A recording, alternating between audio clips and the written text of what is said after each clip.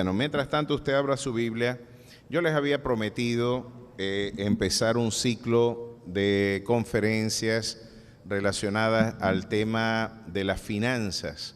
Habíamos propuesto eso como agenda de exposición.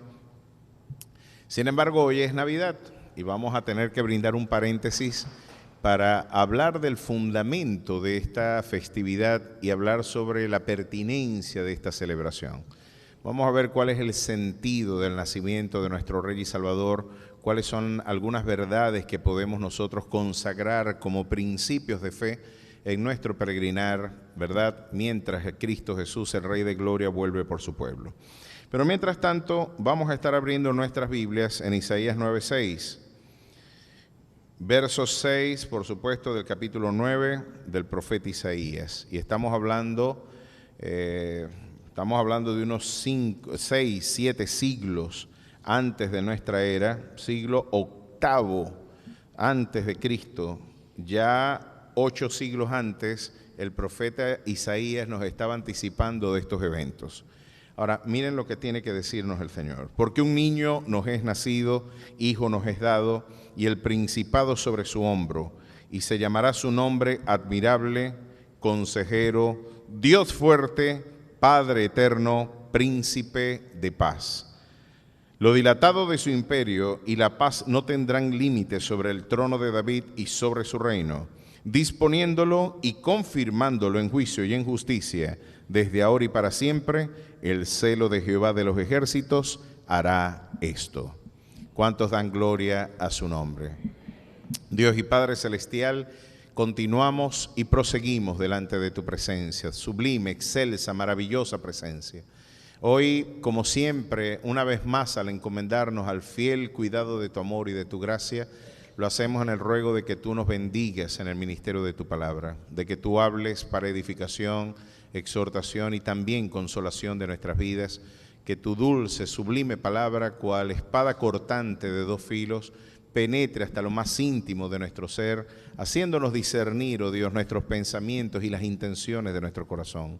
Corrige, oh Dios, para que podamos ser reflejos de tu gloria y para poder auténticamente, oh Dios, llevar impresa, oh Dios, en nuestras vidas de forma indeleble la imagen sublime de tu maravilloso Hijo. En tu nombre damos gracias, Jesús. Amén y amén. Saben que, bueno, yo tenía la inquietud, y este ha sido una preocupación que, bueno, ya por muchos años yo tenía en deuda para con la iglesia, y era abordar el tema financiero. El tema de las finanzas, a pesar de que ha sido muy mal manejado por algunos auténticos estafadores, ya ni siquiera los llamo mercaderes, porque creo que darles el estatus de mercader es darle por lo menos cierta forma de valor, ¿no? Un estafador, alguien que afirma cosas que Dios nunca dijo, utilizando las finanzas como un instrumento para capitalizar el interés de las masas. Y utilizar el evangelio como una mercancía es esencialmente uno de los grandes excesos del evangelio de la prosperidad contemporánea. Y hablamos del evangelio de la prosperidad y muchos podrán sentirse incómodos, pero ¿es usted un detractor de la prosperidad, pastor? De ninguna manera, de ninguna manera. Esto por razones técnicas y académicas, nosotros lo llamamos el evangelio de la prosperidad. No es porque estamos hablando en detrimento de la prosperidad, es porque este evangelio de la prosperidad es una auténtica desnaturalización del evangelio consagrado en las páginas bíblicas, y se ha utilizado el mensaje del evangelio, como ya lo he reiterado, como una mercancía de intercambio económico. Es decir, traiga usted su ofrenda y usted a cambio recibirá un milagro. Pacte con Dios y Dios se verá comprometido porque usted le dio dinero a Dios. Y como usted le dio dinero a Dios y usted hizo un pacto económico, Dios se ve obligado a la observancia del pacto que usted selló a través de un pacto financiero. Y esto en buen castellano, cuando usted busca en la Real Academia Española, que es un pacto, es en este caso un contrato en donde ambas partes se ven obligados a la observancia de los criterios de ese contrato. Uno de los aspectos que manifiesta o que de alguna manera claramente no podemos suscribir es que Dios se vea subordinado a la agenda, ¿verdad?, mercantil del hombre, que mi dinero obligue a Dios a hacer algo. Y es que nada en nosotros puede obligar a Dios a hacer algo. Yo, por el contrario, mientras más estudio la Biblia, me doy más cuenta que el asunto no es que Dios cambie de opinión. Mientras más yo exploro la Biblia, el problema no es que Dios, vamos a ver cómo yo hago que Dios cambie de opinión y que Él haga lo que yo quiero. No, el asunto en la Biblia no es que Dios cambie de opinión, el asunto es que yo cambie de opinión y que yo me adapte a la voluntad de Dios y que yo pueda doblar mi cerviz y decir, no es con ejército ni tampoco con fuerza, será con tu Santo Espíritu y es a tu manera que debemos hacer las cosas. Esto, por supuesto, es muy impopular decirlo, muy impopular, porque mucha gente dice, yo creo en Dios, pero yo necesito un Dios a mi medida, un Dios a la carta, un Dios como en los restaurantes, que yo puedo elegir qué aspectos del carácter y de la naturaleza de Dios sí me gustan y cuáles no. Un Dios que siempre me sane cuando yo esté enfermo. Un Dios que siempre me dé lo que yo quiero cuando le pido. Y es que hay enfermedades y hay oraciones que Dios no va a responder. Y no importa cuánto esté ayuno y cuánto espiritual es, porque esencialmente a usted no manipula a Dios ni con su piedad, como lo dijo Pedro cuando vio de restaurarse un hombre, el cojo, ¿verdad? Le dijo, porque ustedes nos miran a nosotros sabiendo como si fuera por nuestra virtud, por nuestro poder y piedad que este hombre se ha puesto en pie. No, esto es gracias a la virtud del Cristo Rey de Gloria al que nosotros anunciamos. Esencialmente esto ha sido un motivo de mucho deterioro para la iglesia. Y claro que yo he tenido muchas dificultades con este concepto, porque este es el evangelio que más divulgación ha tenido. En Latinoamérica, con todas nuestras privaciones económicas, toda la gente quiere escuchar este tipo de cosas.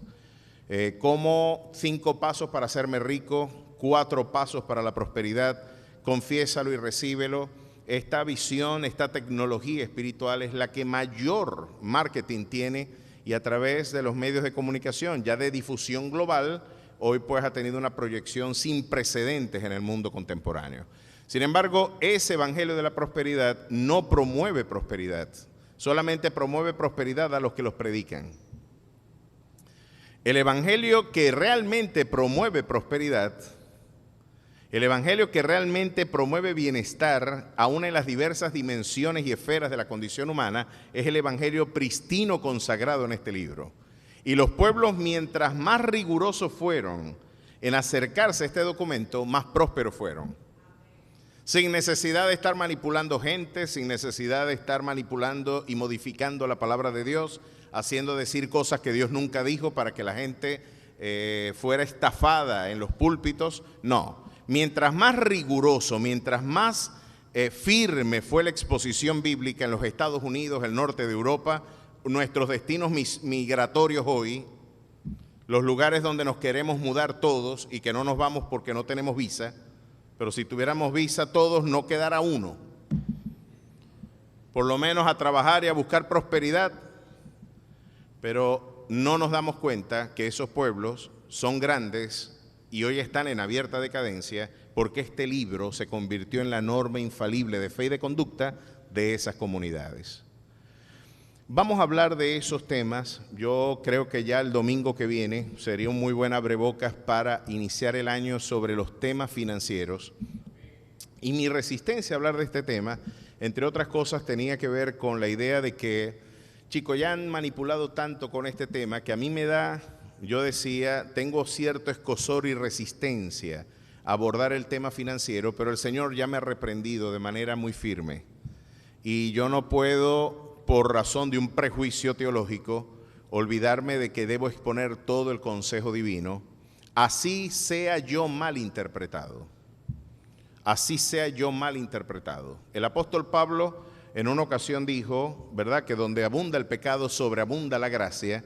Y sus detractores dijeron, mira, Pablo está diciendo que pequemos para que nos vaya bien.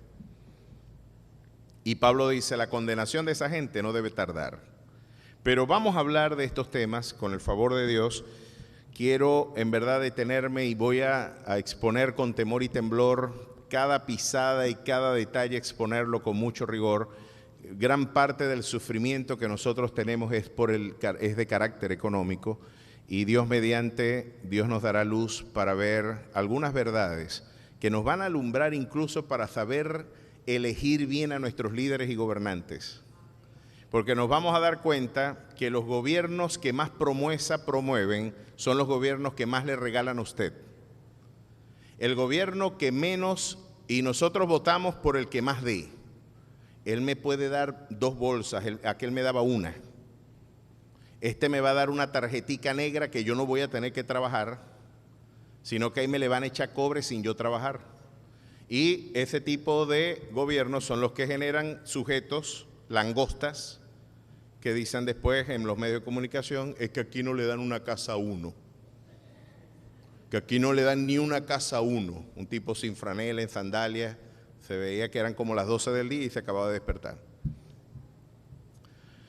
Esos gobiernos buenos que nos regalan la comida son los gobiernos hambreadores, porque están en contra del principio bíblico que dice que el que no trabaja, que tampoco coma. Ya veremos, vamos a detenernos. Esta es parte del magisterio de la Iglesia y estaremos seguramente ante una exorcizante aproximación a gran parte de los prejuicios sociales, políticos y económicos que nos han asistido también como Iglesia. Vamos a ver de dónde viene la idea de que la Iglesia es socialista y el liberalismo es satánico. Vamos a explorar cómo los orígenes de la democracia estuvieron amalgamados a la libertad económica. Y seguramente usted se va a sorprender cuando usted verá que los fundamentos de la libertad económica y política de Occidente están consagrados en este libro. Pero mientras tanto vamos a hablar del fundamento, cómo el Señor transformó no solo una nación, su agenda de transformación universal. Aquí tenemos una experiencia que seguramente a ustedes, al igual que a mí, una de las cosas con las que yo siempre estoy metabolizando, reflexionando en mi casa, en el carro, en mis lecturas, en mis tiempos pues de reflexión y de estudio, una de las cosas que a mí siempre me han inquietado es cómo yo puedo llegar a un mayor número de almas, cómo yo puedo hacer que el mensaje del Evangelio logre calar en un sector significativo de la sociedad. Se me hace que hemos tenido mucha ingenuidad en términos comunicacionales. Se me hace de que hemos tenido pocas estrategias, y cuando uno explora algunas de las formas en las que Dios le plació hablar al hombre, e incluso la ubicación geográfica del mundo palestino, tiene mucho que enseñarnos, porque sabe que Israel y lo que hoy llamamos Palestina de manera equivocada, no deberíamos llamarla Palestina, estamos hablando de Israel. Ese es un vicio que las Naciones Unidas y gran parte de los detractores del Estado sionista quiere que nosotros llamemos Palestina el territorio de Israel. Ese es Israel. Y por herencia y por derecho divino le compete y le pertenece ese territorio. Y esta es la visión que nos estamos jugando. Pero allí, cuando usted ve dónde Dios ubicó a Israel, estaban puestos en el nudo geográfico del mundo antiguo. Convergían 3 continentes y era el tránsito obligatorio de los que iban de África para Asia, de los que iban de África para Europa, los de Europa para Asia, y los de Asia tendrían que ir para el África solamente por ese camino. La vía real y la vía marítima tenían que transitar por ese lugar, y por supuesto esa convergencia geográfica hacía posible que las verdades consagradas en la ley de Moisés pudieran ser conocidas por todas las naciones. Así que Dios había puesto a Israel como luz de las naciones en el nudo geográfico del mundo antiguo, y ese lugar que ha sido el lugar más convulsionado de la historia. Paradójicamente, Jerusalén, cuando usted lo traduce a lengua castellana, Jerusalén, significa ciudad de paz. Y es la ciudad que menos paz ha tenido en toda la historia. Es una ciudad convulsionada y que ha tenido pues cualquier cantidad de imperios interesados en ocupar ese territorio, y uno puede entender por qué. Bueno, hay intereses muy profundos, sobre todo en el reino de las tinieblas, por tener el control de las promesas o poder entorpecer lo que es una absoluta necedad, pensar que podemos entorpecer los eventos y los decretos providenciales de nuestro Dios. Esos decretos soberanos no pueden ser nunca entorpecidos. Sin embargo, el esfuerzo diligente y la persistencia maligna del reino de las tinieblas siempre hará sentir el deseo de pretender entorpecer algo que lo único que hace el Señor es utilizar incluso esos elementos antagónicos como un elemento para dar testimonio de cómo Él gobierna los siglos de la historia. Pero aún Israel Dios le dio esa herramienta. Te voy a colocar en un lugar donde tú puedas ser un foco de bendición a las distintas naciones.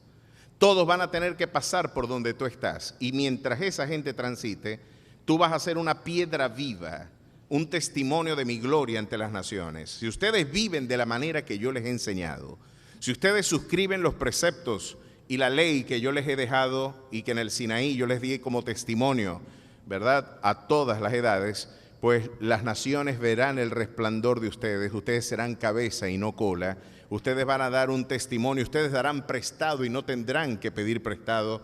Ojalá ustedes hagan las cosas como yo se las indiqué. Pero bueno, todos conocemos la historia. Sin embargo, Dios le ha preocupado cómo dar testimonio a un mundo perdido. Y la manera en la que nosotros pensamos que las cosas se van a arreglar es, bueno, si hay un cambio económico, las cosas van a cambiar para bien, voy a estar más holgado económicamente, voy a poder ocuparme más de la familia, voy a poder ocuparme más de las cosas de la iglesia.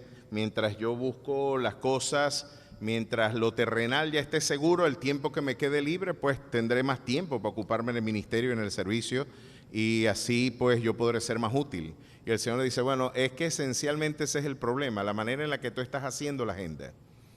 Y vamos a empezar acomodando las cosas porque cuando tú quieres ver el mundo en el que Jesús predicó, acompáñenme un momentito al profeta, al libro de Lucas. Y vamos a estar viendo en el capítulo 3 algunas características del mundo en la que el Jesús tuvo que comenzar su ministerio. Y usted se preguntará, ¿cómo el Evangelio puede ser un factor de cambio social? ¿Cómo la Navidad tradujo un auténtico cambio en la agenda universal y global? ¿Cómo el Evangelio, por qué el Evangelio no estorba a los factores de poder y por qué la iglesia de hoy no está siendo perseguida? ¿Saben por qué la iglesia hoy es inocua a gran parte de estas personas? ¿Por qué los Herodes de este siglo no se sienten intimidados por nosotros? ¿Por qué los Pilatos no se lavan las manos quizás? Porque nos hemos reducido a nuestra dimensión litúrgica. La iglesia se ha reducido a ser una práctica de ejercicios litúrgicos coreográficos donde gran parte de los grandes dramas que forman parte de nuestra agencia misionera hoy no son objeto de nuestro interés. Y hemos olvidado la dimensión, la pertinencia radical de nuestro evangelio, que más allá de reducirse a una experiencia coreográfica, litúrgica, ceremonial, hoy podemos estar perdiendo la batalla cultural cantando cánticos de victoria en nuestras cuatro paredes. Cantamos cánticos de que somos victoriosos. Y por allá hay gente que dice, ya les quitamos la Navidad, dentro de poco les quitamos los templos también, que es un evento pagano. Porque Israel tampoco tuvo templos. ¿Y para qué quieren tantas cosas? Si ustedes quieren quitarse todo lo pagano que tenemos nosotros, pues ni el chocolate usted se lo debería tomar, porque el chocolate tiene origen nahua. El chocolate fue descubierto en América por la comunidad hispánica y el chocolate se empleaba con propósitos de culto a las divinidades mesoamericanas. Si a usted le gusta el chocolate y usted está enmarañado en esta agenda de desmitologización antropológica del Evangelio, usted debería dejar el chocolate también. Y debería dejar de usar fluces o ropas de hilos mixtos y va a tener que dejar de usar y de comer algunas cosas y va a tener que dejar, incluso en la Biblia, cuando se nos habla de Jesús, en Juan 1:1, la expresión en el principio era el logos. una expresión pagana, que en el siglo V de nuestra era empleó Heráclito de Éfeso para hablar del principio racional del pluralismo dinámico que él interpretó como agenda de promoción y de desarrollo cosmológica. Así que ese logos espermáticos que luego emplearon los estoicos fue empleado en el vocabulario judeo-cristiano para decirle al mundo esa razón universal que Heráclito afirmó en el pensamiento presocrático, este logos espermáticos del que hablan los estoicos y que de alguna manera es la razón universal y eficiente de la sistematicidad del universo. La razón del universo no es una fórmula matemática, no es una entelequia metafísica, no es una instancia etérea que está flotando en el universo, es nada más y nada menos que Cristo el Rey de Gloria. Él es la palabra, Él es la razón, Él es el Rey de Reyes y Señor de Señores. Ojalá tuviéramos nosotros la versatilidad antropológica, cultural, misionológica que tuvo en este caso Juan, para tomar elementos del mundo pagano y presentar desde esos elementos la verdad de la fe a un mundo que desconoce la esperanza de gloria. Pero entonces, si usted le echa un vistazo al mundo al que Jesús tuvo que predicar, y usted dice, y usted se está quejando del mundo de hoy, miren, nunca se habían parecido más las Navidades nuestras que a la Navidad primigenia. Es en momentos de crisis, no en el esplendor de la blanca Navidad que a la que canta Mariah Carey, ¿verdad? Cuando le canta a la Navidad, no es al trillón de dólares que se gastaron en el 2016 en regalos navideños. Usted puede imaginarse un trillón de dólares en un equivalente a $545 per cápita en intercambios de regalos. Esa no era la Navidad. La auténtica Navidad se vivió en una austeridad en medio de una persecución donde un neurótico usurpador de un trono, en este caso Herodes el Grande, que era de origen idumeo.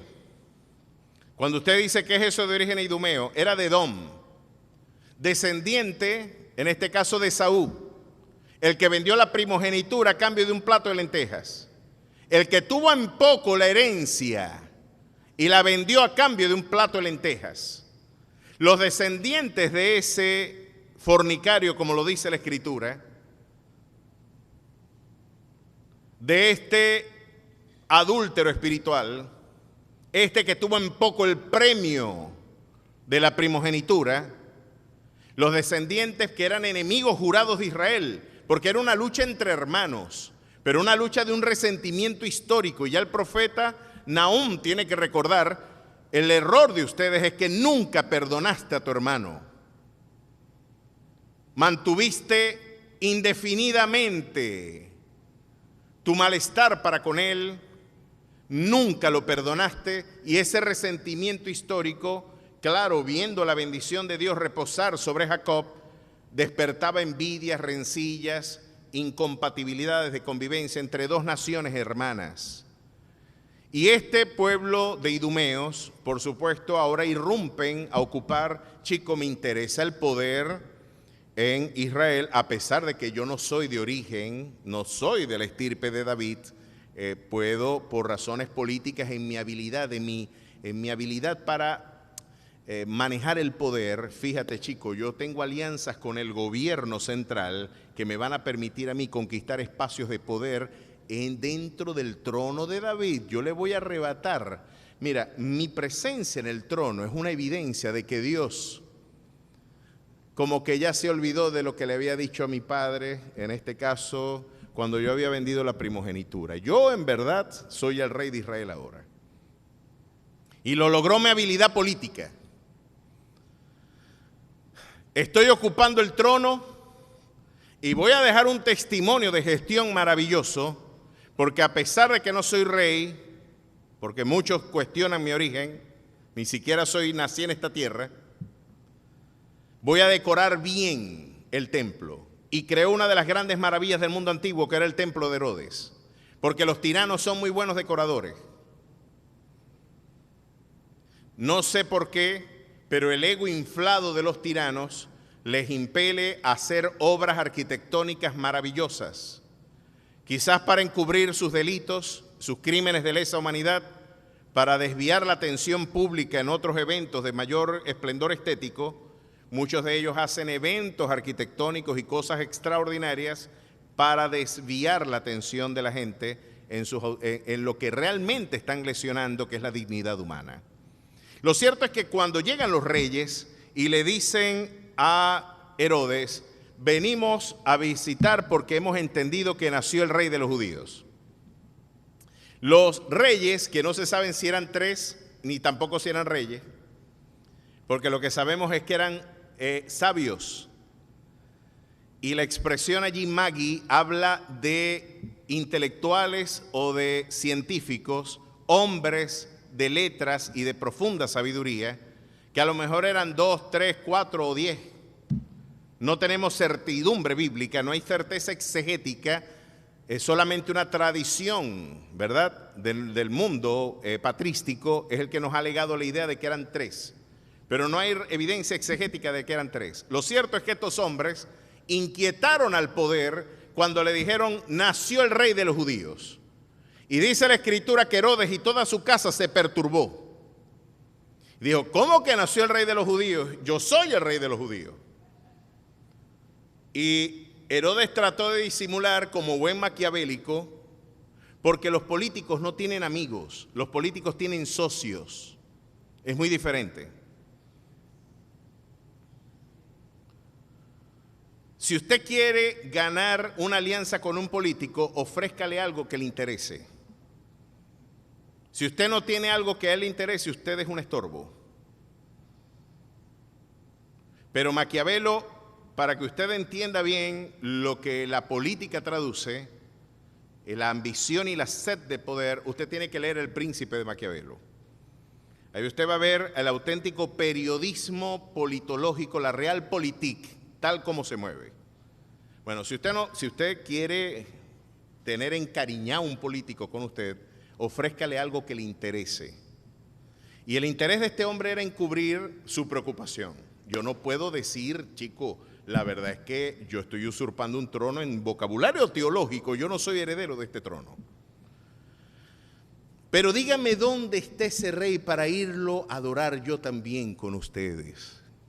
Yo quiero ir con ustedes a adorarlo. Bueno, estamos siguiendo su estrella y por revelación el Señor les indicó a los reyes, a los magos, a los sabios, que no pasaran otra vez por allí porque ya sabía que había decidido Herodes hacerle mal al Mesías. Miren cómo nosotros somos inmortales hasta que el propósito de Dios se cumpla en nuestras vidas. ¿Saben que hoy los niños están al igual que la primera Navidad viviendo un peligro formidable? Usted se puede imaginar que usted tenga un enemigo que antes de que usted nazca lo quiera matar.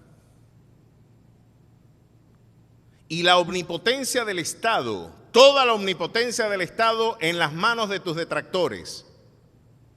Todo el poder militar, todo el poder económico, toda la influencia social, todos los que pueden divulgar las noticias, todo en las manos de tus agresores. Y decir, vamos a matarlo, y un genocida, un narcisista genocida, dijo, tenemos que matar a esta gente porque yo no voy, este cargo no lo voy yo a transicionar. Si ya yo he matado a 2 hijos míos, eso fue lo que hizo Herodes. Para mantener el poder, ya hemos hecho algunos arreglos para acomodar la constelación familiar para que el heredero sea el que a mí me interese. No me voy a poder yo matar a una comunidad de niños en Belén. Mátenme a todos los niños menores de 2 años y me los aniquilan. Y tenemos, no la primera, porque ya en Egipto tuvimos esta agenda infanticida de genocidio sistemático que hoy está adquiriendo una nueva reminiscencia con las leyes proabortistas. Las leyes proabortistas que a juro, porque nos la quieren meter a juro igual que el movimiento LGBTI, Que los niños sean homosexuales no es una alternativa, ellos tienen que ser gay. La manera en que vamos a promover libertades políticas, vamos a promover una sociedad de igualdad, de bienestar, de solidaridad, de inclusión, es sodomizando a tus niños y dándoles incluso la alternativa antes de los 8 años de elegir si pueden hormonarse o no. Y como lo dijo un reconocido periodista norteamericano, chicos, si a mí me hubieran puesto a elegir quién ser cuando yo tenía 8 años, yo hubiera sido un pirata. Y estuviera el mundo lleno de princesas y piratas, de Batman, de Robin, de Superman, porque eso es lo que nosotros nos creíamos a esa edad. ¿Cómo le vas a delegar a un niño la habilidad de construir su identidad si no tiene un criterio para discernir entre el bien y el mal? Pues hoy tenemos las políticas de Herodes instituyéndose porque hay genocidas y auténticos Herodes hoy persiguiendo a la niñez que necesitan detener el crecimiento demográfico de algunas naciones solo con propósitos infernales. Pues, ¿no se les parece la primera Navidad mucho a la que hoy estamos viviendo? Miren, ese era el contexto de su nacimiento. Este fue el contexto de la manifestación de su ministerio.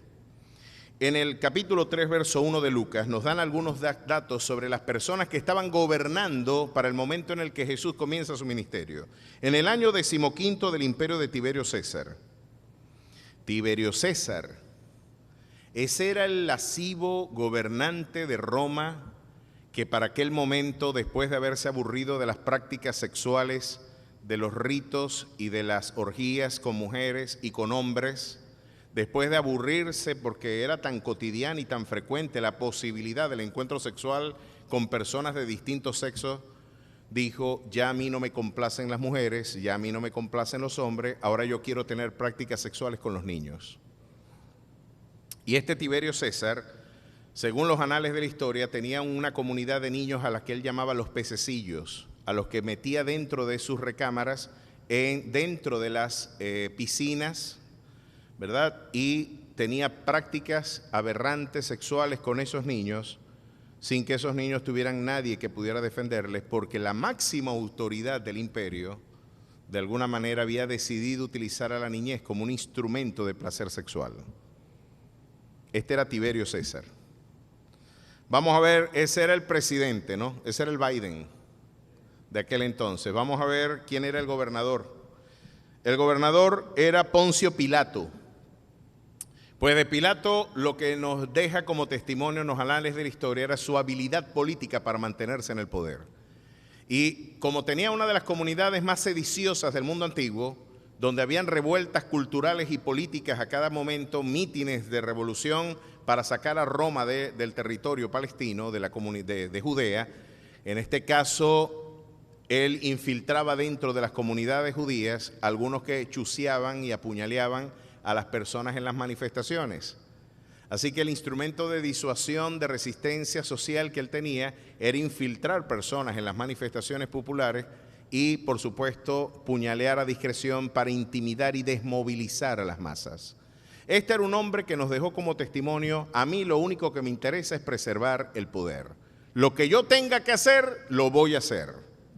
Y mantener pacificado esto, el fin justifica los medios, y no importa el instrumento que yo emplee, lo voy a emplear.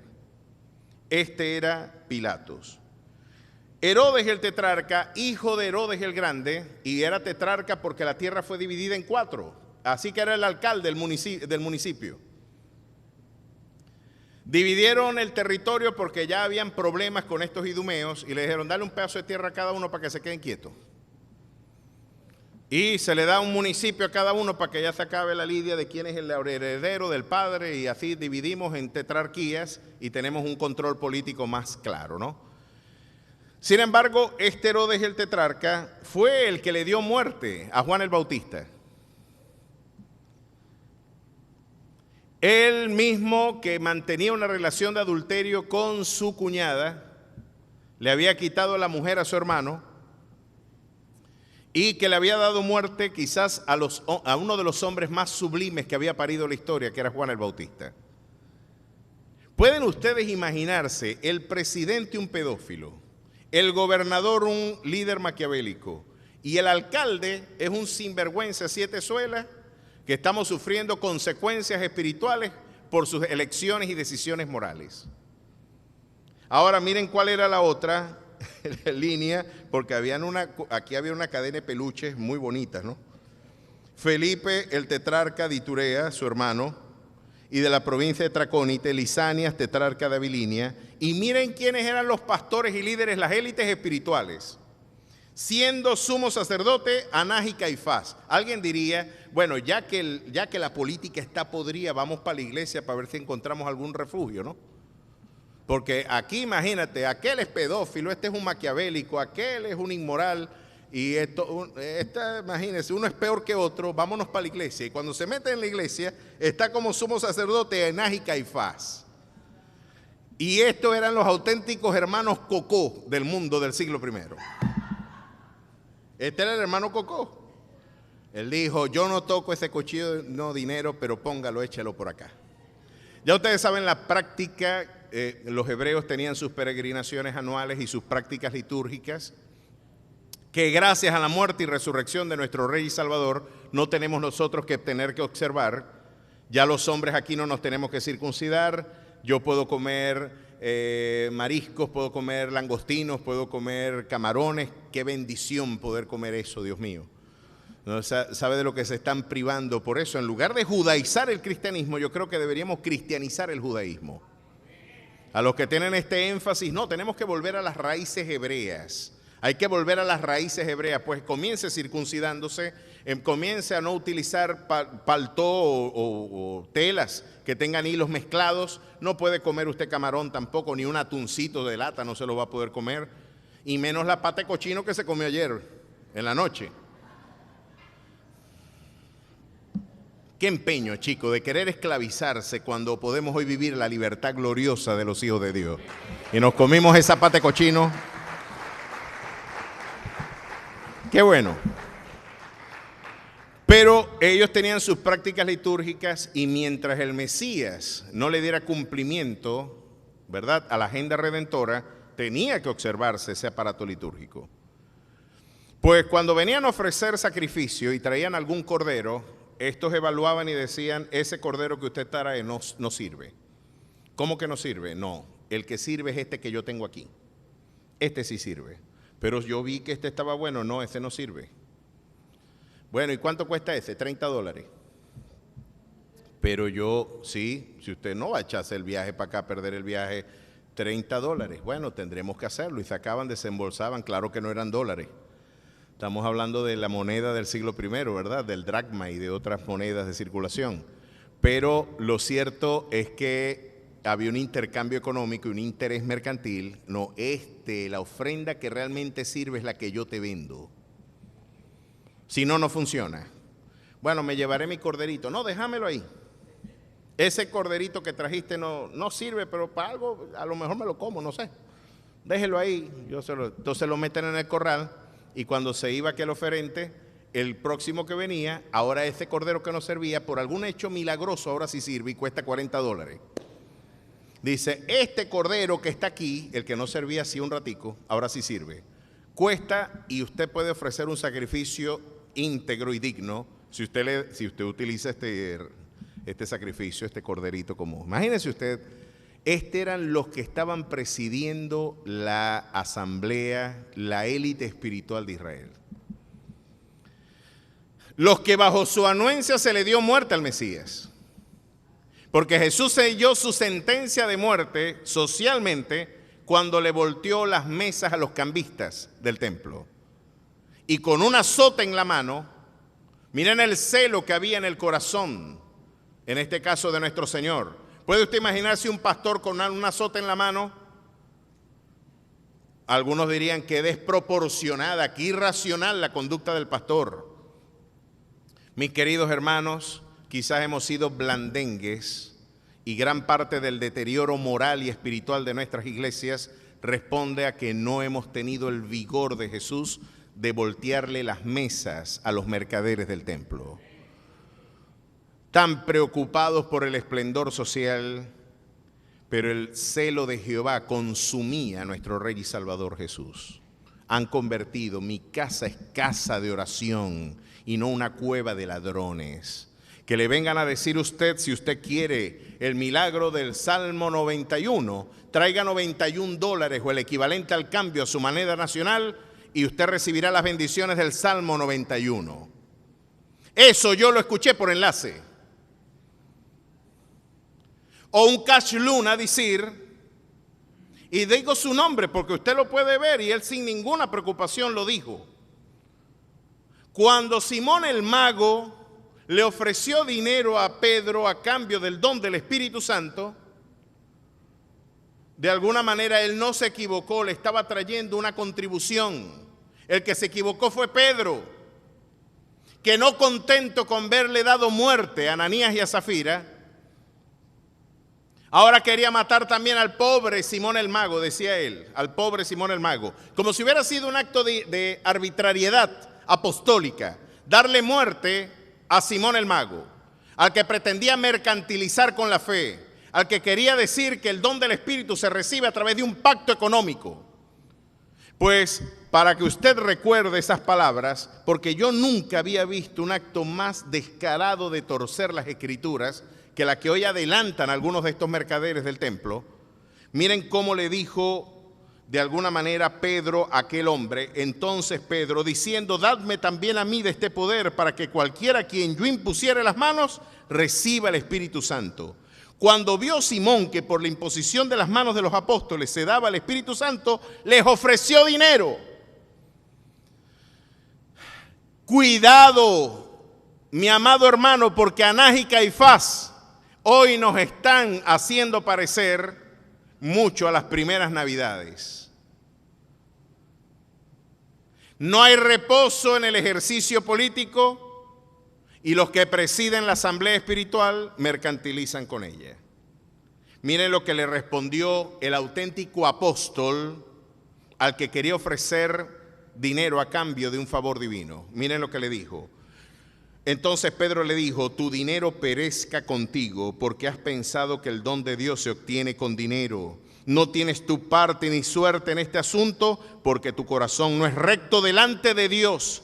Arrepiéntete pues de esta tu maldad y ruega a Dios, si quitaste sea perdonado el pensamiento de tu corazón, porque en hiel de amargura y en prisión de maldad veo que estás. Lo único que la Biblia puede dividir, y alguien diría, ¿no le da miedo, pastor, quedarse solo y que la gente se sienta ofendida con estas palabras? No, porque Dios y yo somos mayoría. Y escuche esto, lo único que decir la verdad puede suceder, lo único que decir el Evangelio con todas sus letras puede hacer es dividir la iglesia, sí, pero de lo que no es iglesia.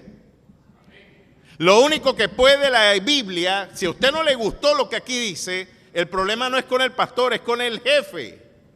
Usted tiene problema con la gerencia.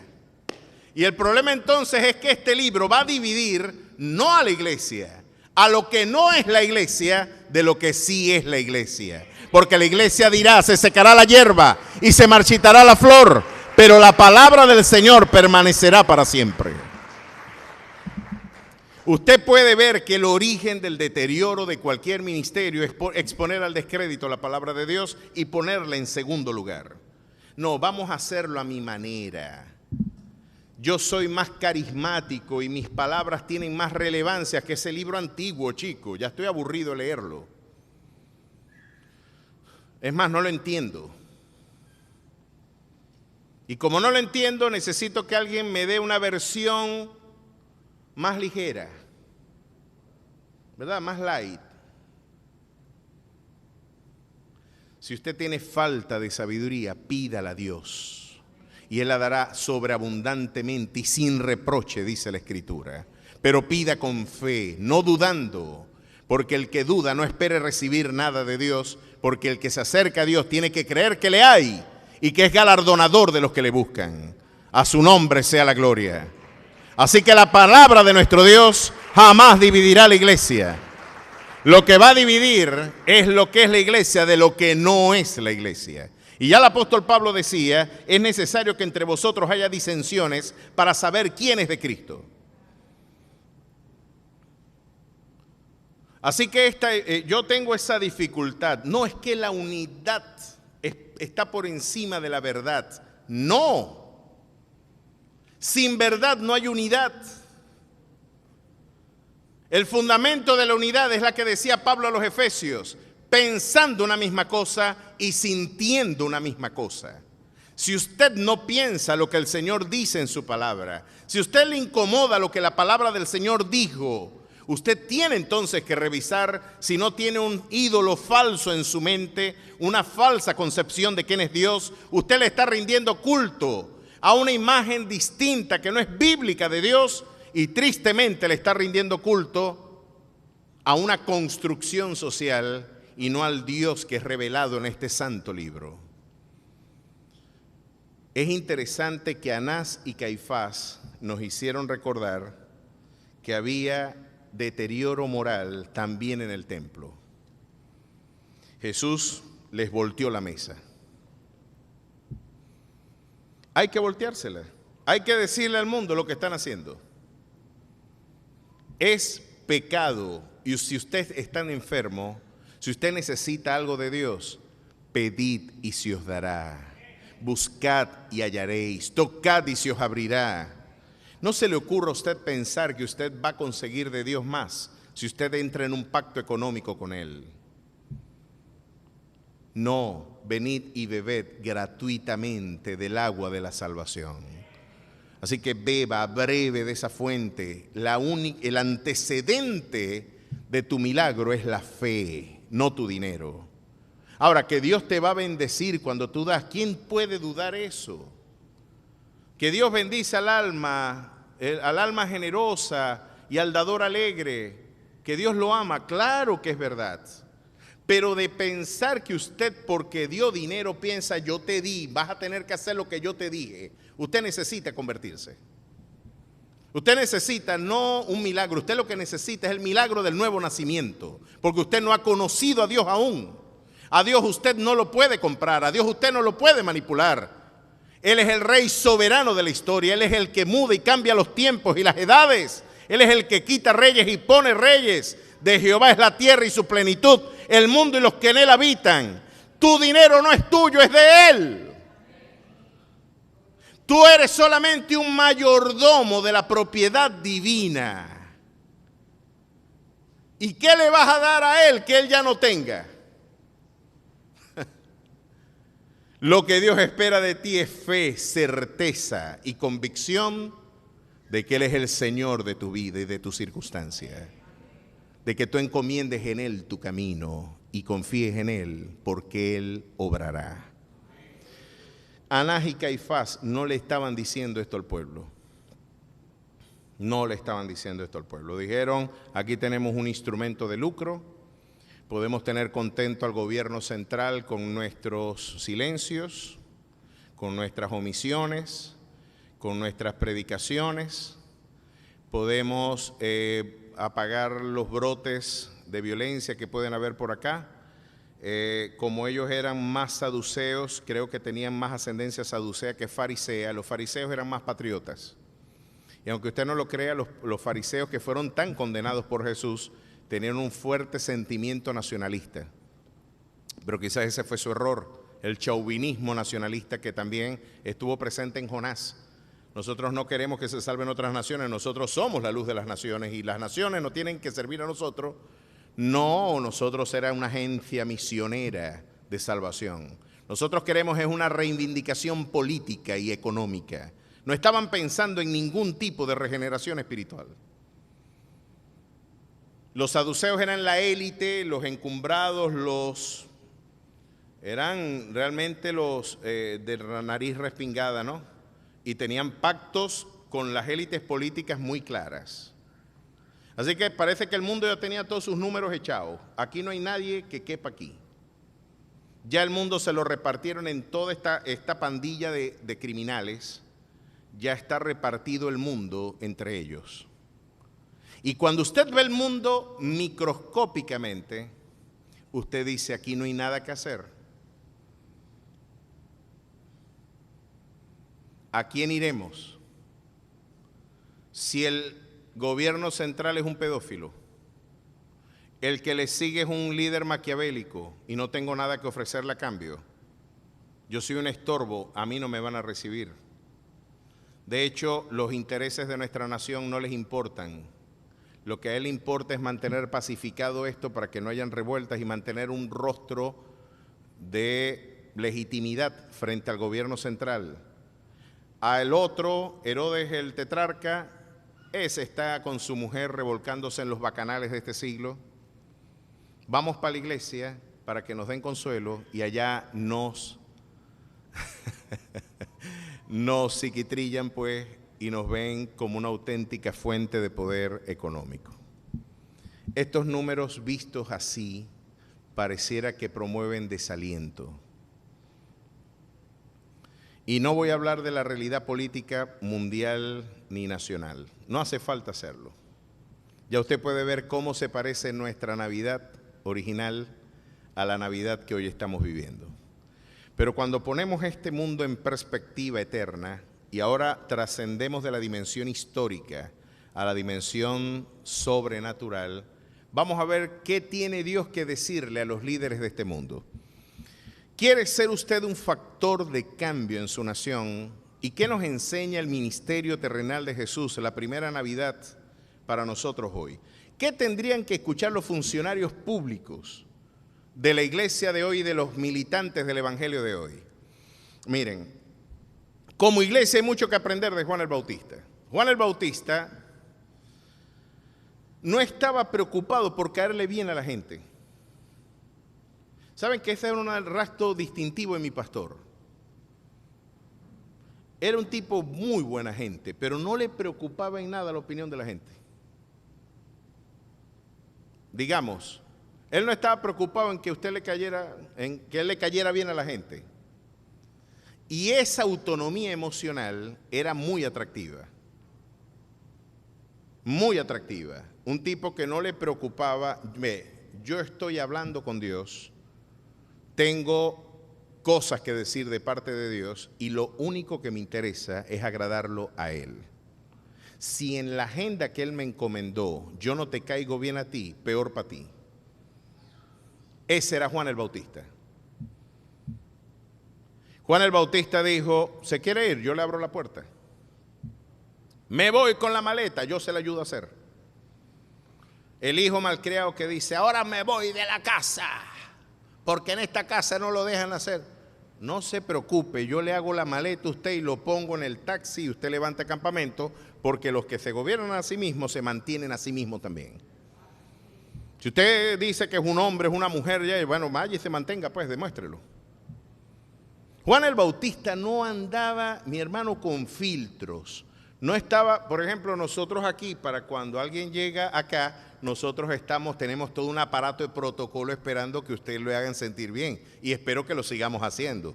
Eso debe ser nuestra agenda, porque la Escritura dice que sea conocido por todos los hombres vuestra benignidad. Y en este caso, vuestra gentileza sea conocida en todos los hombres.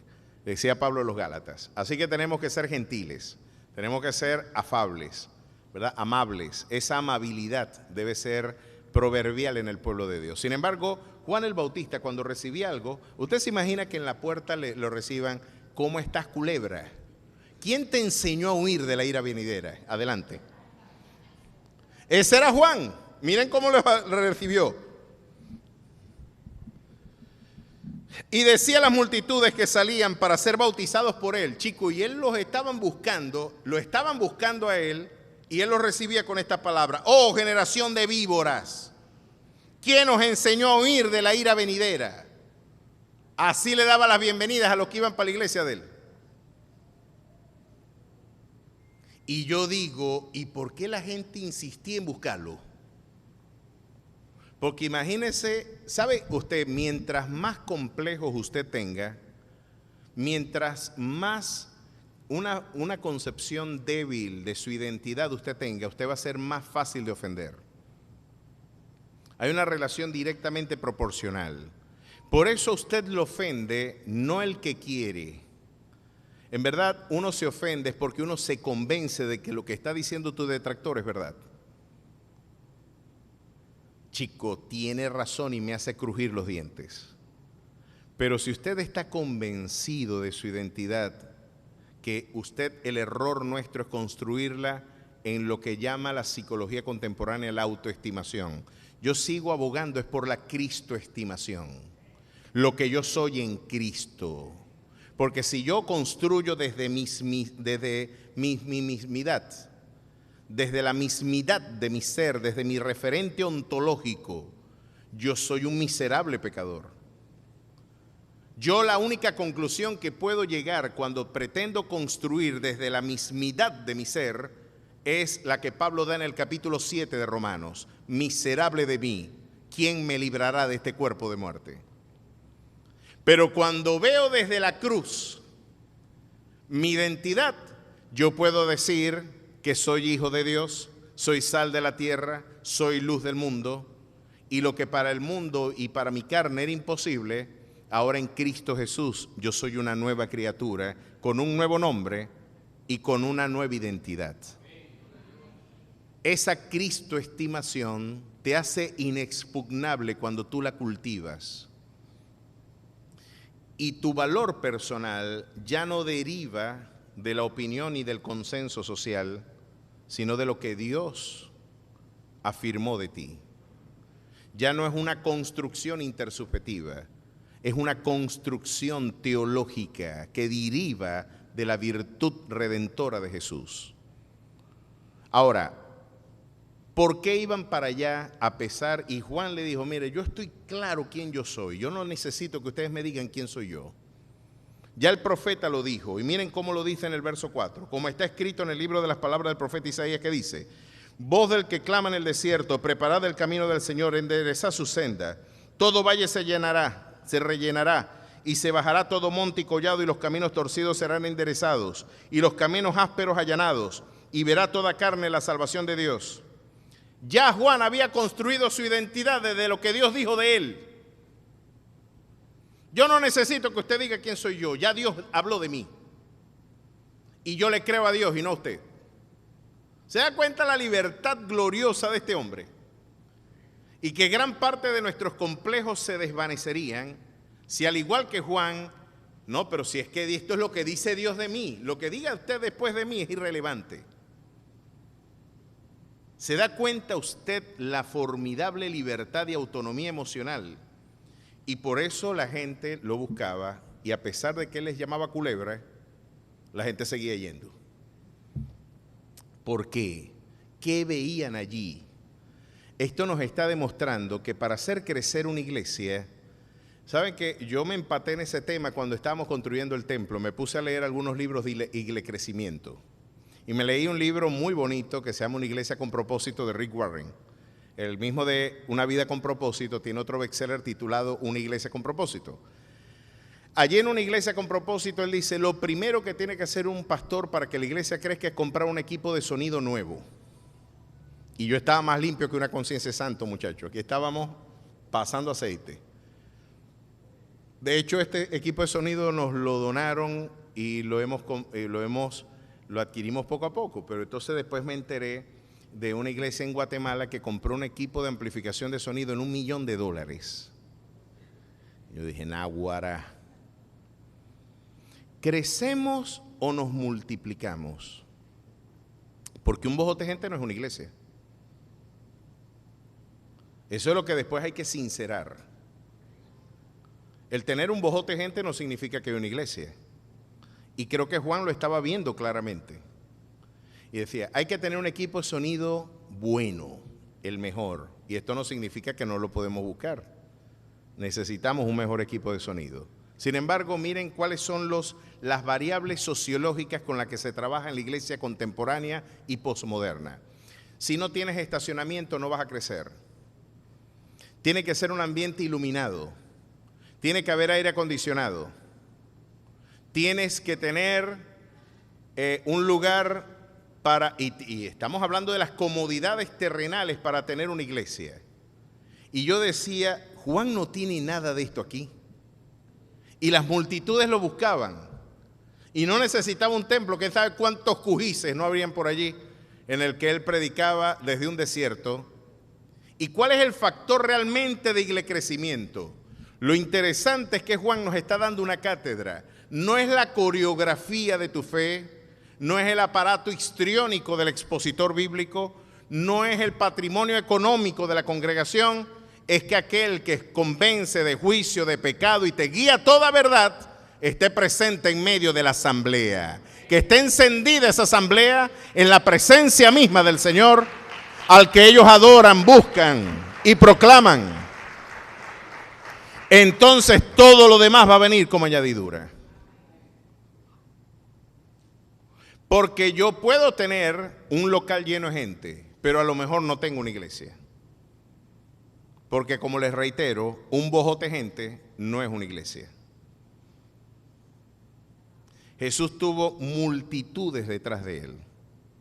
¿Y cómo no va a tener multitudes si le pusieron una lonchera en la mano y le dio de comer a 5,000 hombres sin contar mujeres y niños? Si usted pone en proyección demográfica lo que eso tradujo en vocabulario demográfico, 5,000 hombres, ustedes saben que la comunidad antigua eran polígamas. Aún en el antiguo Israel, en el siglo I, los hombres podían tener más de una mujer, y en la ausencia de controles de natalidad y métodos anticonceptivos, las mujeres tenían de 5 muchachos para arriba. Así que utilizando números conservadores, usted a esos 5,000 hombres multiplíquelo por 5. Así que comieron 25,000 personas, porque nada más contaron a los hombres. Si cada hombre tenía más de una pareja y cada mujer tenía 5 muchachos, los números míos son conservadores. Pero 25,000 personas son los que caben en el estadio Luis Aparicio el Grande, donde yo me estrené como Minister International. Que se veía intimidante la cantidad, bueno, ese día no fue mucha gente, pero es intimidante la majestuosidad del espacio. Imagínese el gentío que estaba atrás de Jesús. Y le dicen, allá va, imagínese que usted se pare en la manabre y diga, allá está un predicador que está dando arepas con cazón, queso, café con leche, y vos le pones una arepa y te da un saco de harina, un bulto de harina. Le diste 1 kilo de harina en las manos y te da un bulto de harina. Eso es el polvarerín, hermano. Usted se imagina la turba asesina que se puede formar. Dice, ¿y por dónde está? Por el paredón. Y se ve nada más el polvarerín y la gente corriendo. Allá está, vamos a llevarle. Yo me imagino eso debe ser. Así tuvo que ser Jesús. Y yo me lo imagino cuando en aquel momento cruzó el mar de Galilea y la gente se fue a pie y rodeó a pie el lago y llegaron a donde estaba Jesús y les dijo Jesús, ¿saben por qué ustedes me están siguiendo? No porque me quieran buscar a mí, es que ustedes están buscando el pan que perece. Ustedes vinieron a buscar fue el pescado y el pan que yo les di. Pero mi cuerpo es verdadera comida y mi sangre es verdadera bebida. Y el que no participe de mí no va a tener vida eterna. Y dijeron ellos, dura palabra es esta. Y le dijo Jesús, ¿ustedes también se quieren ir? A los 12. Por poco se queda sin nadie. Es interesante que el Evangelio, mis queridos hermanos, nosotros nunca inducimos la conversión de nadie. Nosotros no somos los que decimos quiénes van a nacer de nuevo y quiénes no. Ya hay hombres y mujeres a los que Dios predestinó desde antes de la fundación del mundo y a los que Dios va a agregar a la asamblea, y nuestro deber es ser fieles al testimonio que nos han delegado. Lo demás es labor del Espíritu Santo y nuestra labor es mantener encendida la llama de su presencia en medio nuestro. Así que tenemos una ilustración de cómo la iglesia crece, pero vamos a ver qué más tiene que predicar la iglesia. ¿Cómo crece la iglesia? Ya lo vimos. Pero ¿qué tiene que decir la iglesia? Miren este sermón. Yo he tenido hermanos en el exterior y dentro del país que me dicen que no diga lo que digo desde el púlpito, que me voy a meter en problemas.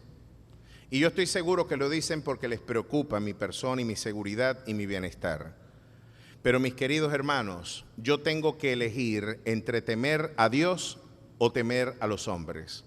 Si yo no digo lo que Dios manda que hablemos, yo voy a tener problemas con Dios. Y entre tener problemas con las autoridades y tener problemas con Dios, prefiero tener problemas con las autoridades.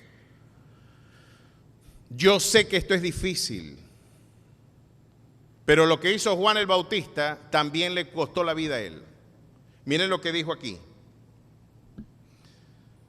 Y decía a las multitudes que salían para ser bautizados por él: oh generación de víboras, ¿quién os enseñó a huir de la ira venidera? Haced pues frutos dignos de arrepentimiento y no comencéis a decir dentro de vosotros mismos: tenemos a Abraham por padre, porque os digo que Dios puede levantar hijos a Abraham aún de estas piedras. Y ya también el hacha está puesta a la raíz de los árboles, por tanto, todo árbol que no da buen fruto se corta y se echa en el fuego. Es decir, si usted no da el fruto de la predicación, ¿de qué me sirve estar contento con los líderes de este mundo si me van a enviar para la paila? Si yo no predico el evangelio, ay de mí si yo no me predico el evangelio. Porque estoy dando la más elocuente evidencia de que yo no he sido regenerado. Si tengo temor de hablar, porque una de las evidencias más claras de la presencia del Espíritu Santo es que usted tiene temor de Dios. Y la cobardía es quizás una de las principales evidencias de que usted necesita realmente un encuentro con Dios. El Espíritu Santo, una de las evidencias que dio en el día de Pentecostés es que un vergonzoso cobarde como Pedro, que lo negó 3 veces, después se convirtió en un elocuente predicador que no tuvo temor de las consecuencias de la proclamación del evangelio. Cuando la vio, lo habló abiertamente. ¿De qué sirve si no estoy dando fruto entonces como evidencia de mi regeneración? Miren lo que sigue diciendo Juan. Y ya también el hacha está puesta a la raíz de los árboles, por tanto, todo árbol que no da buen fruto se corta y se echa en el fuego. Aquí no es que salvo va a perder la salvación, no, es que nunca la tuvo. Porque si no da fruto es porque no es un árbol de verdad. Si no da fruto es porque no nació de la auténtica semilla, no tiene la semilla que puede engendrar ese fruto. Y no puedes esperar peras de los olmos, no de los hornos, como dijo el filósofo Manuel Rosales. No esperen peras de los hornos. Hay que enseñarle que el horno no es un árbol. Y ya también está el hacha. Y la gente le preguntaba diciendo: ¿qué haremos? Miren lo que tenemos que decir. Y respondió, le dijo: el que tiene 2 túnicas, dé al que no tiene, y el que tiene que comer, haga lo mismo. Vinieron también unos publicanos que son el equivalente a los recaudadores de impuestos. Los recaudadores de impuestos del día de hoy serían el CENIAT. ¿Qué tiene que escuchar el CENIAT hoy? Mire lo que tiene que escuchar los recaudadores de impuestos. No exijáis más de lo que os está ordenado. No pidas más de lo que jurídicamente es permitido y de alguna manera no incurras de alguna manera en esta suerte de delito, ¿verdad? En el fraude y en la extorsión con la que generalmente se utiliza el poder administrativo del Estado para manipular las libertades de comercio y las libertades civiles. Eso alguien se lo tiene que decir. Estás en pecado y les estás haciendo daño no solamente a las personas, te estás haciendo daño a ti mismo, porque Dios lo tienes de espalda. Y de repente, tú que saqueaste, vas a ser saqueado. Y tú que cometiste deslealtad, cuando acabes de cometer tu deslealtad, se va a hacer deslealtad contigo. Alguien tiene que decir lo que Dios dijo. Miren lo que ahora tiene que decirle a esta gente. Y también le preguntaron unos soldados, las fuerzas del ejército: ¿y nosotros qué haremos? Miren lo que tiene que hacer las fuerzas militares. No hagáis extorsión a nadie, ni calumniéis, y contentaos con vuestro salario. Bueno, ahí sí es verdad que se acabó la iglesia. Que nos contestemos con el salario. No, se volvió loco el predicador. Ese evangelio nada más es para ellos. Sin embargo, hay que decirlo. Se están dando cuenta, y con esto terminamos, porque ya estamos seguros que usted quiere seguir compartiendo con familia y quiere usted seguir en sus labores. Se está dando cuenta la Navidad y los inicios del ministerio de Jesús, ¿cómo fueron?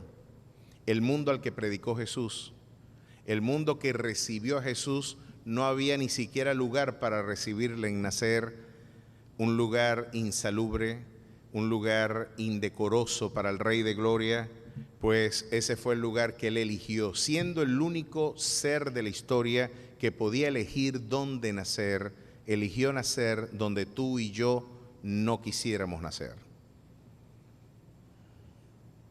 Ahora ya hemos visto lo que no debe ser, ya hemos visto lo que nos desalienta, ya hemos visto la forma en la que han torcido el derecho, cómo los que se les ha conferido el poder para la administración del bienestar la han empleado para sus intereses personales. Ya hemos visto cómo los intereses del Señor no estuvieron presentes ni en Tiberio César, ni en Poncio Pilato, ni en Herodes el tetrarca, mucho menos en el Herodes el Grande, que estaba preocupado por perder el curul y que hizo una consulta teológica, ¿dónde va a nacer el Mesías? Y le dijeron en Belén, así dice el profeta Miqueas. Ahora tiene investigación teológica, pero es para torcer la verdad del evangelio, para hacer pasar por mentiroso a Dios. Este era el liderazgo, y cuando íbamos a la iglesia a encontrar consuelo, nos encontrábamos con un Anás y con un Caifás. El predicador que nos decía lo que Dios quería que escucháramos tenía un verbo muy encendido, era un tipo poco diplomático, y de hecho lo mataron las fuerzas corruptas de este siglo, dándole muerte al hombre más grande que ha parido, de los paridos de mujer ninguno, como Juan el Bautista, y estar en las manos de una mujer adúltera. Eso parecía una absoluta estupidez. Sin embargo, ¿cómo se resuelve nuestra crisis? Y Pablo nos lo recuerda en Filipenses. ¿Qué traduce el camino de descendencia de nuestro Señor? Capítulo 2 de Filipenses. Por tanto, si hay alguna consolación en Cristo, si algún consuelo de amor, si alguna comunión del Espíritu, si algún afecto entrañable, si alguna misericordia, completad mi gozo, sintiendo lo mismo, teniendo el mismo amor, unánime, sintiendo una misma cosa. Y aquí viene el camino descendente que el Señor nos invita a que cultivemos como agenda ministerial.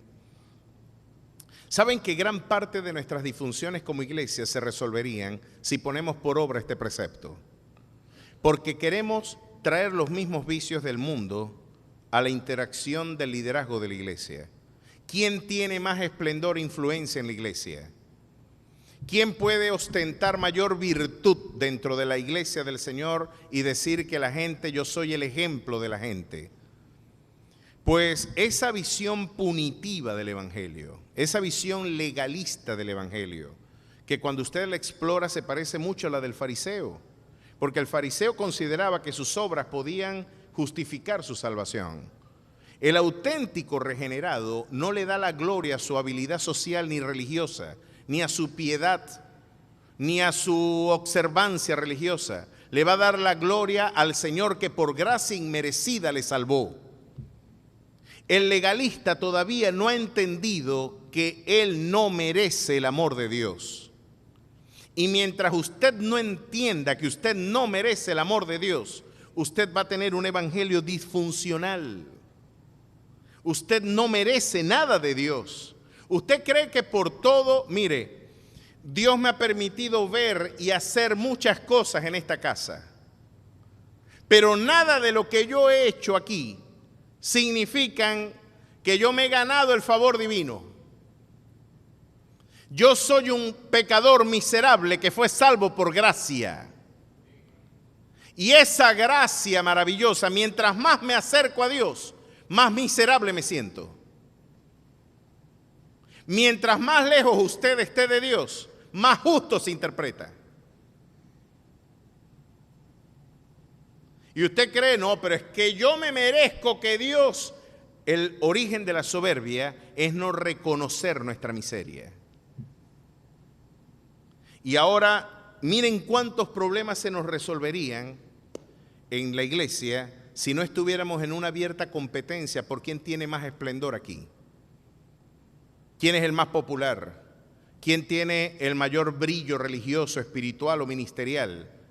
¿Cuántos problemas entre pastores nos ahorraríamos si en lugar de estar preguntándonos quién tiene la iglesia más grande, o quién tiene el ministerio con mayor proyección mediática o internacional, o quién tiene más recursos económicos, quién tiene más influencia social, quién puede hacer ostentación de poder eclesiástico en la sociología rancia de estas burocracias religiosas? Se nos ahorrarían muchos problemas si volviéramos a la fuente de la espiritualidad y recordáramos estas palabras: nada hagáis por contienda o por vanagloria. ¿Por qué estás compitiendo? ¿Por qué tú crees que tienes que competir con tu hermana o con tu hermano sobre quién tiene mayor esplendor para tu vanagloria personal? ¿No sabes que los que persiguen su vanagloria están de espalda a Cristo? Estas palabras fueron escritas por un hombre que, estando preso con el cepo en las manos y en los pies, según algunos comentaristas, esta es conocida como la epístola del gozo. Regocijaos, os digo, otra vez digo, regocijaos. Y escribir esta carta mojando la pluma en la sangre de sus miembros y escribir regocijaos, os digo, otra vez digo, regocijaos. Este es un hombre que nos está diciendo: el motivo de mi gozo y de mi libertad está en el sentido de pertenencia que yo tengo a Él, el sentido de dignidad que Él me confiere por medio de la fe. Es el gozo inefable de saber que sus propósitos se están cumpliendo en mi vida, a pesar de que las circunstancias parecen desmentir su amor. Hoy yo puedo decirles de que esa gracia ha sobreabundado en mi vida y el gozo no depende de mis circunstancias, pues hoy la higuera no está floreciendo, ni las vides dan su fruto, ni las vacas ni las ovejas están en las majadas y en los corrales. Pero puedo demostrarte que aún en la cárcel, escribiendo con la sangre que emanan de mis miembros, puedo invitarte a que te regocijes en el Señor. Regocíjate en Él, porque el gozo del Señor es tu fortaleza. Y gozarse en Él es aferrarse a sus promesas. ¿Sabe que el 2023 pinta feo? Si uno escucha a los que hacen vaticinios económicos, ¿por qué esta aparente burbuja de bienestar económico que tuvimos en Venezuela, que nos hizo pensar, Venezuela se está acomodando? Y ustedes saben la cacofónica expresión que en las redes sociales estaban en litigio los que defendían de que sí se estaba levantando Venezuela. La verdad es que esta era una economía de ficción, de remesas. A nosotros nos estaban manteniendo el remesado internacional. Y ese flujo de capitales que ingresaba desde el exterior entró en crisis después de la guerra en Ucrania. Hay una recesión ya de proporciones globales que impiden que la inflación americana, los que tienen familiares en los Estados Unidos les enviaban remesas, no les pueden enviar la misma cantidad. Y como ahora tenemos inflación en moneda internacional, lo que usted antes compraba con $100, ahora necesita $400 para comprar lo que usted compraba con 100. Muchacho, uno con un billete de $100 se sentía rico. Muchacho, tengo más cobres que Julio Iglesias y sal, y esto sí rinde, muchacho, con $100. Ahorita $100 usted está limpio. Y esa crisis la está viviendo los Estados Unidos. Y como dicen los economistas, los Estados Unidos estornudan y se resfría todo el mundo. Esa aparente burbuja de bienestar ya hoy no está presente con el mismo vigor que estuvo antes del mes de agosto, donde los embates de una economía internacional se están sintiendo. No es que levantamos la economía petrolera, no es que se levantó la industria petrolera, no es que se levantó el aparato productivo nacional o la inversión foránea empezó a invertir. Así crujan los dientes, eso es lo que está pasando. No estamos ante una realidad de auténtica rehabilitación del aparato productivo nacional, no lo tenemos. Tenemos que importar gasolina en el país de mayores reservas petroleras del mundo. Es una vergüenza administrativa. Y que una potencia asiática, persa, también sitiada por un bloqueo económico, tenga que vendernos la gasolina a nosotros. Yo no me explico cómo una potencia económica que hoy está adelantando proyectos nucleares y está siendo asediada por un control político, puede vendernos la gasolina que nosotros no podemos hacer aquí. Hay que sincerar las realidades. Esas remesas hoy no están presentes y estamos viviendo los embates de una crisis económica global. Esa es la realidad que nosotros estamos viviendo. Ahora, en medio de esos vaticinios, ¿cuál es la respuesta del creyente frente a la incertidumbre del 2023? Pues seguimos caminando como viendo al invisible. Seguimos caminando como hasta ahora lo hemos hecho. Usted ve una economía en crisis, usted al igual que el que fue picado por culebra en el desierto, mire al Señor y usted encontrará salvación. Y estoy hablando de salvación en su dimensión integral. Mi Dios pues suplirá lo que falta en el 2023 conforme a sus riquezas en gloria. Y ese Dios no ha cambiado, ese Dios sigue vigente, ese Dios suplirá sobreabundantemente. Y aún podremos prosperar en medio de nuestra peor crisis, porque Dios puede sobreabundar en esa gracia. Curiosamente, se puede crecer económicamente en recesiones. Así que, en medio de todo esto, la Navidad nos enseña que la debilidad es el auténtico contexto de la manifestación del poder de nuestro Dios. Bástate mi gracia, porque mi poder se perfecciona en tu debilidad. Y qué bueno es que no podemos depender de nosotros, sino de Él. Mis queridos hermanos, ni los hombres más talentosos y prósperos del mundo han sido prósperos por razones endógenas. Lo que el mundo se resiste a reconocer es que la prosperidad, aún del inicuo, tiene su origen en Dios. En vocabulario teológico, aún ese hombre que usted puede desviar, pero para yo ser como él no puedo estar en la iglesia. ¿Y quién te dijo a ti que ese es tu proyecto de vida? ¿Será que estás enfocando a un lugar distinto? El Evangelio, cuando la teología de la liberación dijo, no hay que predicar el cielo, hay que predicar la redención aquí. Vamos a echar plomo aquí. Y se levantaron los guerrilleros en Colombia y vimos a un Leonardo Boff, a un Gustavo Gutiérrez, a un Camilo Torres ya sumarse a la guerrilla para echarle plomo al capitalismo. Pues el Evangelio de la teología de la liberación no conquistó ni lo terrenal ni lo celestial. En cambio decía C.S. Lewis, si tú apuntas a lo celestial, vas a conquistar ambos sectores.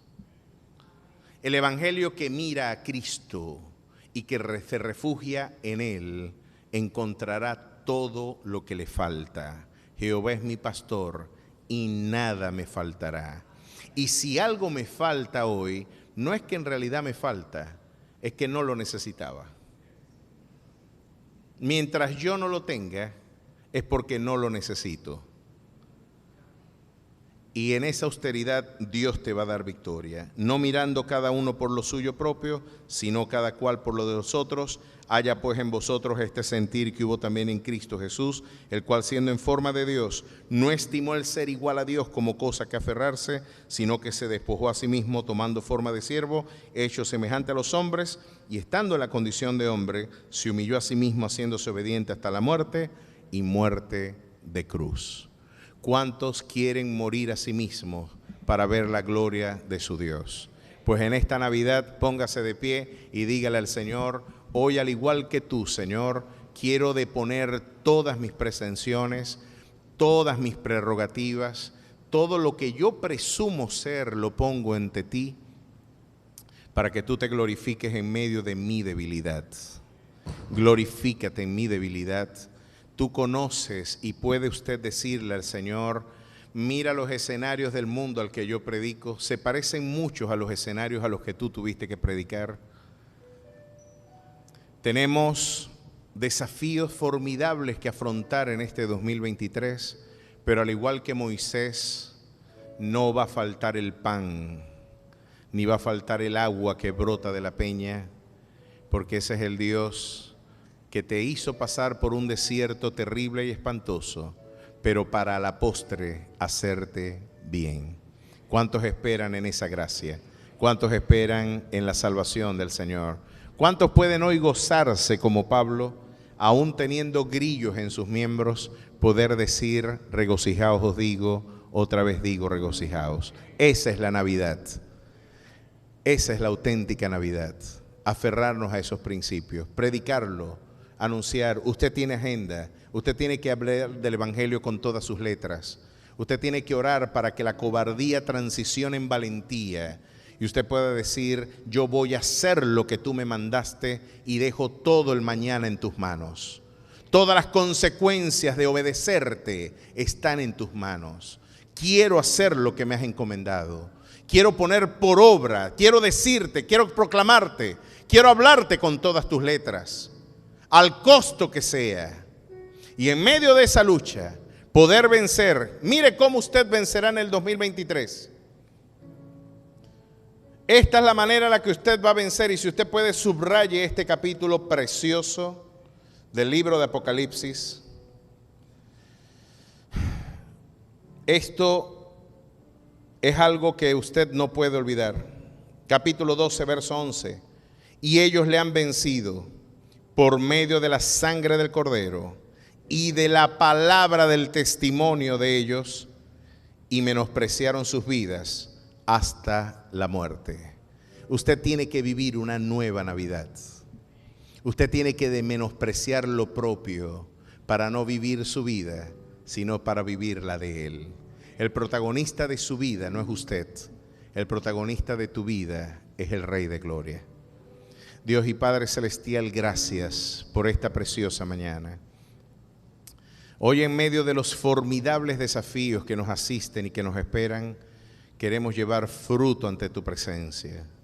Ayúdanos, Dios, a poner por obra tu palabra, a predicarte, a anunciarte, a hablar de ti con todas sus letras. Ayúdanos, Dios, con toda valentía y con todo vigor, a decirle al mundo que es Cristo en vosotros la esperanza de gloria. Úsanos como iglesia, unge nuestros labios, prospera nuestro camino, fortalece la labor de nuestras manos, y que este año 2023, oh Dios, con gratas y maravillosas bendiciones, tú reposes con prosperidad y bienestar, oh Dios, en el corazón de tu familia en la fe, Señor. Bendice a tu iglesia, bendice a tu pueblo, Dios. Que tiempos de refrigerio, de paz, de gozo y de prosperidad les acompañen. Que no falte nada en sus despensas. Que tú les guardes, oh Dios, de hombres violentos y sanguinarios, de peste destructora, de muerte, de violación. Que toda fuerza del reino de las tinieblas sea reprendida y que tu gloriosa virtud salvadora repose en ellos. Jehová te oiga en el día del conflicto, iglesia. El nombre del Dios de Jacob te defienda. Te envíe ayuda desde el santuario y desde Sión te sostenga. Haga memoria de todas tus ofrendas y acepte tu holocausto. Te dé conforme al deseo de tu corazón y cumpla todo tu consejo. Nosotros nos alegraremos en tu salvación y alzaremos pendón en el nombre de nuestro Dios. Conceda, Jehová, hermano mío, todas tus peticiones, porque estos confiaron en carros y aquellos en caballos, mas nosotros, la iglesia Alfa y Omega, en el nombre de Jehová nuestro Dios, tendremos memoria. Y tu pueblo dice: amén y amén. Que Dios me les bendiga. Feliz Navidad y feliz Año Nuevo para todos ustedes. Vamos a despedirnos con alegría y con mucho gozo.